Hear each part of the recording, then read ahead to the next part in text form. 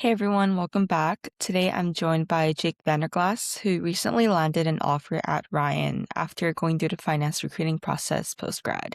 Jake has a master's in finance from the University of Arkansas and experience working in analytics, financial damages analysis, and valuation across multiple industries. Today, we're going to be breaking down what the finance job search looks like after grad school, what the interview process was like for Ryan, and what actually helped him land the offer. Thank you so much, Jake, for joining in. Before we jump in, could you give everyone a quick intro about yourself and your background? Hi, my name is Jake Vanderglas. I'm starting a property tax consultant role at Ryan LLC on March 23rd and located in Austin, Texas. Yeah, just a little bit about me. I graduated in 2021 from University of Arkansas with the undergrad in finance and then pursued my master's degree. It was a one-year program at the time, so just was a great opportunity. And following graduation, I got my first job out of college with Newville Analytics, doing kind of litigation support and valuation, assessing financial damages on cases. Ultimately left that job at the end of 2023. And it's kind of been a long job search since then. I've had like a couple part-time jobs and then finally landed this new job with Ryan LLC, I think in a big part thanks to Sprout. So it's been a big help along the process. Jake, since you have a master's in finance, which a lot of people think automatically guarantees a job, but realistically, how difficult was the job search process after graduating? It was extremely difficult. I mean, the initial one back in 2023 was a completely different job market at the time. That one I felt like it wasn't that long of a wait. It took me, like, I think 3 months to get a job after graduation, but this time around after leaving Nouvelle, I thought it would be easier because I had over a year experience doing litigation support and actual, like, work experience. It ended up being a lot harder. I think that's just kind of the nature of the job market. It's very I think especially right now, like, the economy and everything, a lot of, like, outside factors make it very competitive, and a lot of companies are cutting back still, like, due to AI, I think, so it's a very different job market and very challenging right now, I'd say.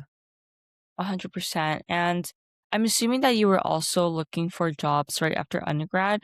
I was wondering if you could talk me through what the process was like in terms of considering a master's right after undergraduate. Have you always considered doing a master's program while you were still in your undergraduate years of college, or was this something that you decided to take on after being put in the job market for a little while after graduating? No, it was when I was a senior in college, I think one of my professors kind of approached me with it. He was approaching basically a lot of, like, our class and top students, and he was basically asking if it was the first year of the program starting up, so it was kind of new, like, and unexpected, and I was applying for jobs too at the time because it was obviously, like, this was probably, like, back in January or February, so I was looking for full-time employment, but once I got accepted to the master's program, it just seemed like too good of an opportunity to pass up, just being a one-year program and all. It seemed like it would get me access to better opportunities following graduation. So once I got accepted, I kind of stopped the job search until I was entering that stage again the following year in the master's program. Gotcha, gotcha. So when you were applying to jobs before using Sprout, were you getting any interviews at all, or were you getting interviews consistently, or has it been mostly silence when you were submitting your applications? I would say it was kind of like hot and cold. Like I definitely had interviews from LinkedIn and stuff, but it was still very like hot. It would be like I'd go like 2 months without any interviews, and then like 1 month I'd have like interviews with like two different companies. So it was very hot and cold, but just very streaky and not as reliable. I was still using kind of like old networking methods and kind of seeing people I knew or people my family knew or friends knew at companies. And I think I had gotten to the final stage of a couple different interviews, but just was never able to get over that final hump. And just as a rough estimate, how long did the job application process take you from end to end before you received your offer from Ryan? For this first Ryan specifically, I'd say probably like 3 weeks total, maybe 4 weeks total. I can't remember, like, the final timeline, but, like, 3 to 4 weeks, I'd say. Just curious, what elements surprised you the most about recruiting? Was there at any point in time where you decided to change up your methods? For example, did you stop networking? Did you start networking a little bit more? Or when you were applying to these different finance roles using Sprout, was it mostly just swiping and sending out the job application and hearing back? Did you do any back end work in order to receive your initial interview invite? Yeah, so I'd say for like a big picture, at first when I was looking, I was kind of narrowly searching for specific jobs. Like I really wanted to stick into kind of the consulting field. And so, but as the time went on, I went longer and longer without a job. I kind of expanded the search a little bit. And at the end of the day, it was just a numbers game. And I think that's like the biggest thing I've learned is just sending out as many offers as you can. And then if you actually take the time to kind of change your resume for each application, I know it's a lot of work, but I think that goes a long way too to kind of tailor it to each specific job, especially if it's a job you're really interested in. Like if it's just a numbers game, you could send out jobs if it's a job you're not that serious about. But if it is something you like truly have a passion for, I would recommend changing the wording in your resumes to really like tailor it to that job description and that role. But with Sprout specifically, I was kind of treating it with the numbers game. I really did like Ryan. Going back to the end of last year, I made it to the final interview with them through Sprout as well. So they were on my radar already. So I was very excited when I heard back and saw another opening with them. But the nice thing about Sprout was kind of unlike other traditional interview or job applications where you have to it's a process. Like some of them could take up to like 20, 30 minutes, depending on how like much information they're requiring. And if they require a cover letter at Sprout, it's very easy. You could just like keep swiping. And so it's like when I'm at my part-time job or just even like, have nothing better to do, I could just be swiping and it saves a lot of time. And like I was saying earlier, it's a numbers game, so you really could get those numbers up very efficiently thanks to Sprout. That's the whole design of Sprout. It's designed for you to be able to swipe and apply to roles wherever you are. You could be in a taxi, you can be at the gym, wherever you are, you have, as long as you have a phone, you are able to swipe and just easily auto apply to all these different roles. And again, as you mentioned, it really does come down to a numbers game. I feel like some people are lucky with just applying and hearing back very quickly, but there's a lot of like networking involved. Whereas here Yeah. at Sprout, yes, there are a good amount of finance roles out there in the market, but in terms of putting out a quality application and getting your resume across to be seen by recruiter, be seen by the hiring manager, it is a different methodology because sometimes you would have to go through an ATS systems because not a lot of recruiters are Mm. going to be reading through these resumes manually or by hand. So it really does tie down on how well you can bypass the ATS system, and at the end of the day, like your experiences put you against the rest of the applicant pool. And we do help you highlight the most relevant experiences and tailor your bullets in order for recruiters to see you're compelling and what are some things that you did that were impactful to the organization, and what are some Yeah. attributes and qualities that you can bring to the actual company itself, which I'm sure worked exactly just like that when you were applying for Ryan. Just out of curiosity, when you were using Sprout, have you heard back from any additional companies or were you interviewing for different firms? Was just wondering what Um, was the success rate like when you were using Sprout? I think I maybe had like one or two other interviews for it, but didn't make it very far in those processes. Had heard back from a couple, but especially like this most recent one, the process with Ryan was very fast. And since I had already kind of had experience with them, I didn't want to say like I put all my eggs into that basket, but it was I just felt very strong about my position during the whole process. What were some specific key attributes that really stood out to you and made you think, I really want to work here? What stood out to you the most about Ryan specifically? About Ryan specifically, kind of big picture, just the company culture stood out a lot. Like I could just tell off the initial phone calls, not just with the team I ended up getting hired onto, but even the team from the previous time that I interviewed with. Just amazing people, super nice, super smart. And you could just tell they really believed in the mission they were saying that, they had the right intelligence, the right tools, and the right kind of approach to help with the savings. It just seemed like a great company. Further than that, it kind of just more particular to me, aligned strongly with what I wanted to be doing. It kind of aligned with my background, which is I think why we were such a good fit. Overall, I just think it was a kind of not a match made in heaven, but just very well aligned for both of us, both me and the teams. 100%. I think compatibility is a important aspect when Mm. choosing the right role because you are going to be there for quite some time, and not only should you be resonating with what you'll be doing and if those experiences align with what you've done in the past, but also team culture is huge. And I'm sure you could Yeah. tell a lot by interviewing with the rest of the team. So, really glad that everything panned out for you quite well. For everyone Mm. applying to finance jobs right now, they would send out dozens or hundreds of applications and hear nothing back. Was that your experience as well?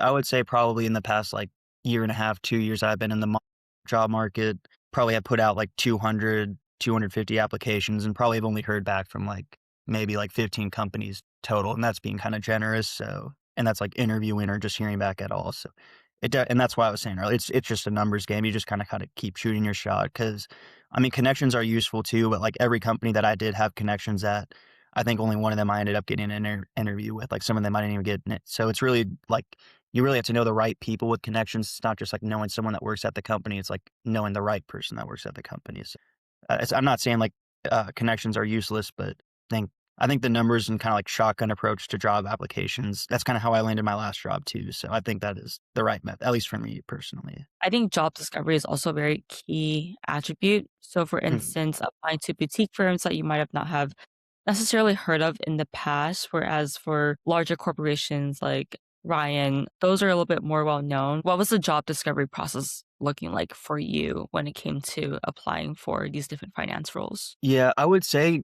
like at the end of the end result's kind of the same. Like you're just shooting out your application. But I would say the nice thing about Sprout is that you do get kind of a lot more and you could filter it a lot easier. Cause on LinkedIn, it's kind of when you're looking for jobs on LinkedIn, you kind of have to know like which specific terms to search for and to target. So it's really kind of I thought that was like part of the issue is I was just like kind of applying for like the same 2 or 3 roles because I just didn't know like what to change because there's a lot of good roles out there on LinkedIn, I'm sure, but it's just very hard to find them because I think the companies also you could pay as a company to promote your job higher or like your job opening higher. So unless you're like doing really like hours of searching on LinkedIn, you may not find all like the available opportunities, which I think is the nice thing about Sprout is that and then Sprout also has opportunities that aren't publicly posted on LinkedIn that it may only be posted on the company's website. So that's another key point because I don't think I ever saw Ryan until I like downloaded Sprout and used Sprout. So that was a big help.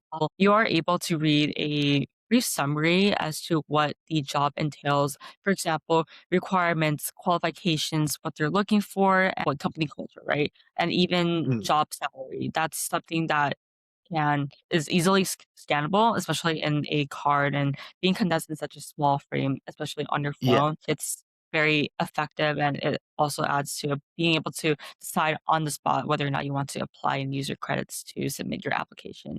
So I think job discovery process is a very um, vital segment in terms of the application job process. just to add on to, I really did appreciate that about Sprout, whereas you kind of could filter in between like all these different job segments that like previously like I would have never thought of about applying for, but it's just nice to see those as opportunities. And then once you kind of like what you're saying, like read the description a little bit, you're like, oh, I could actually see myself doing this, and then swipe on those too. So it is very useful. Just wondering if you could walk me through what the interview process looked like for Ryan. For instance, how many rounds did you go through, and what are the types of interviews that you did prior to receiving your offer? For example, obviously there was a phone screening, but were there any technical interviews involved, behavioral interviews, or case studies or modeling? Yeah, I would say for Ryan, there was the initial phone screen, and to be honest, I'd say that was, like, one of the most technical ones because the initial phone screen is kinda the one where they're, like, really probing into your background the most and kinda seeing, like, "Alright, like, what kind of experience do you have? Like, do you have experience doing this and this?" The initial, like and then the following 2, I think it was either 2 or 3 interviews following the phone screen, were all with just members of the team specifically, so the phone screen's kind of a person that lives in Dallas and just is in charge of the initial screen, but once she vets you, it's kind of like a signal to the team, like, I like his skills, and then the initial screen with the team members itself was a lot more kind of personal, I would say, where it wasn't as much of an interview, it was more kind of like a back and forth conversation, kind of similar to what we're having now, but I really appreciated that. Being social is a huge part because at the end of the day, I feel like there's really not too much that could differentiate, especially like people early in their careers between one candidate or another. So at the end of the day, it really comes down to like, can the team actually see you like joining the team and being a good part of the team? And I think that's really what Ryan was looking for because they did ask me some behavioral and some technical questions, but for the most part, it was more conversational and more just personal is the best way I could describe it. And I've had other interviews at other companies that were far more technical, but I think Ryan does it uniquely. And I think the reason they do that is because they really are looking to see like, can this person be a good fit on our team? And that's kind of what I've heard too, reading the reviews and talking with them, is that they really want to make sure that when they're hiring someone, it is a good fit for that specific team because they have so many different teams that do different things. So like I wasn't a good fit for the complex property team, but for the real property team, it was decided I was a better fit. And I could kind of see it, especially after meeting this team, that we do have very similar backgrounds and experience. In terms of the conversation itself, what do you think were key moments where you're able to highlight your qualities as a person, your qualities as a potential employee that really helped connect yourself with the rest of the department? I would say for this specific role, it was kind of like the organization and kind of like the similar background skills I had from doing kind of similar work. Like I was previously like, in litigation consulting, so it wasn't the same exactly. Where in Ryan, it's more property taxes. Like each case is like really dependent on the property tax, so it's kind of every case is kind of similar. Whereas before was kind of different, but it's just kind of being able to talk about like those cases and how they tied in, because then results the same. You're arguing your side is like in my old job, I'm arguing that my side's correct and because of X, Y, and Z reasons. And then with Ryan, I'm arguing that the property's overvalued because X, Y, and Z reasons. So it's just kind of being able to show through old examples that, and then I guess in terms of just like culture and the team, it's hard to describe. It's just like so personal. I don't know like what it is exactly that made us connect so strongly, but I just felt like every conversation just flowed like very naturally.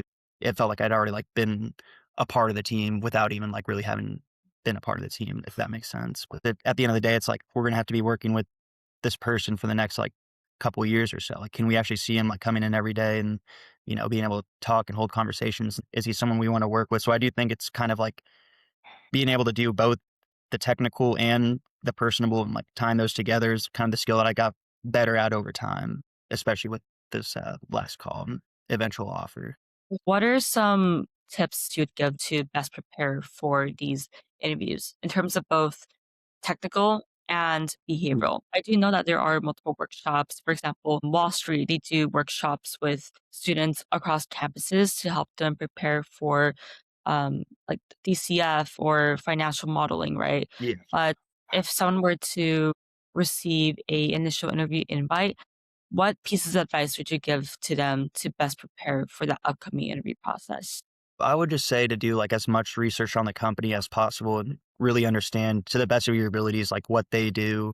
And if you don't understand something, just like save that for a question in the interview because I think they're not expecting you to know like everything about the role. So if you have like some good questions, that really shows that you are interested. And I think that's a big thing that companies are looking for too is they want to see that you're actually interested in this as a potential career and field. So that just number one, it signals interest, but it also shows that you have prepared once you kind of know like what the day to day looks like or what like the big picture and goals of the company are. Like for Ryan, for example, like, all their projects and all their clients are looking to save money on taxes. So it's just kind of like being able to look at past experiences. And for me, it was a little bit easier because I had real world kind of experiences where it wasn't the same exact cases, but it was very similar. I was trying to like make an argument using data to support my claim that this either it was like the financial damages were over or undervalued. So it kind of tied in. But I would just say like look at your old classes and see like old projects and try to find an example that ties into that you could point to. Cause I think that goes a long way, especially when you don't have much like real world experience, I guess.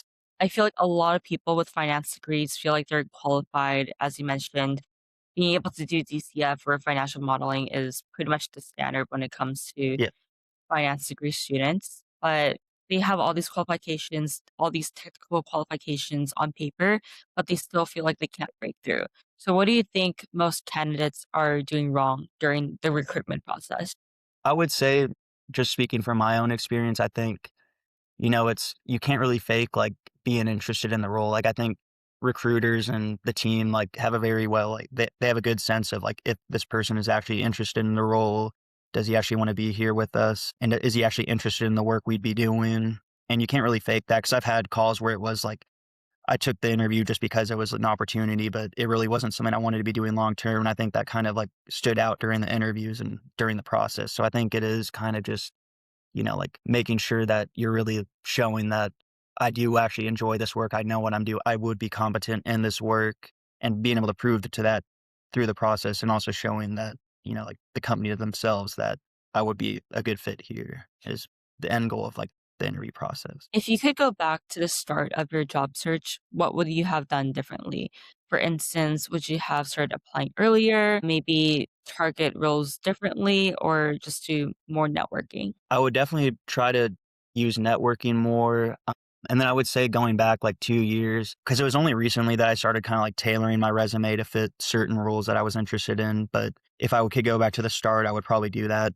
differently. Like, it is a little bit extra time, but it really could make, like, all the difference in the world in getting your foot in the door just for an interview. Because I mean, half the time or more than half the time, you're just gonna get instantly rejected or ghosted. So it's really having the things that kind of hit their ATS system and hit what they were really looking for on that is, like, the only way you could really, like, show that before you even get to talk to them. So I'd say that was, like, probably the one thing if I could go back and do it differently that I would do, because I just started doing that recently and started getting a lot better results too, like, actually hearing back from more companies. Excel as a whole, I feel like is very big. Like, I know when I was in grad school, we did a couple, like, Python classes, but I know, like, there are finance jobs that use that, but for a lot of, like, kind of more analytical roles, it's mainly a lot of the analysis is still done through Excel, so it's, like, really like, learning all the tools that Excel has, like VLOOKUP and just, like, everything else that's involved, like, all the formulas. It goes a long way, and just, like, being able to really, like, because anyone could put proficient in Excel on their resume, but then being able to, like, point to, like, a project you did on Excel that uses, like, the tools that the company will be using, I think